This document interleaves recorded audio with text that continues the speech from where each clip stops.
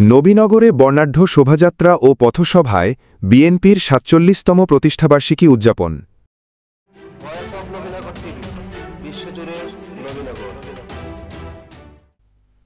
মোহাম্মদ চাঁদ বাদশার প্রেরিত ভিডিও তথ্যে ব্রাহ্মণবাড়িয়ার নবীনগরে বাংলাদেশ জাতীয়তাবাদী দল বিএনপির ৪৭তম প্রতিষ্ঠাবার্ষিকী উপলক্ষে বর্ণাঢ্য শোভাযাত্রা ও পথসভা অনুষ্ঠিত হয়েছে। কর্মসূচিতে নেতৃত্ব দেন জেলা বিএনপির অর্থ বিষয়ক সম্পাদক কাজী মোহাম্মদ নাজমুল হোসেন তাপস। বুধবার বিকেলে নবীনগর পৌর এলাকার আলিয়াবাদ গোল চত্বর থেকে শোভাযাত্রাটি শুরু হয়।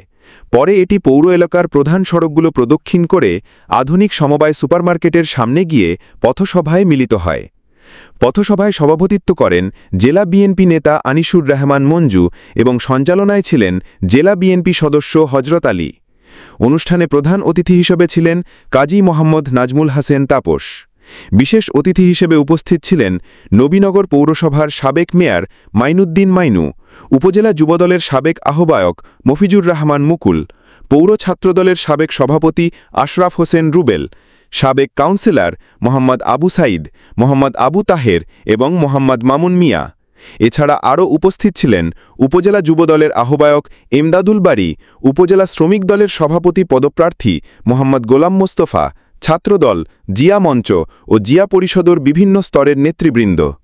বক্তারা বলেন, বিএনপির ৪৭তম প্রতিষ্ঠাবার্ষিকী গণতন্ত্র পুনঃপ্রতিষ্ঠা ও জনগণের ভোটাধিকার আদায়ের সংগ্রামে নতুন উদ্দীপনা যোগাবে। পুরো কর্মসূচি ঘিরে নবীনগরের দলীয় নেতাকর্মীদের মধ্যে ছিল উৎসব মুখর পরিবেশ।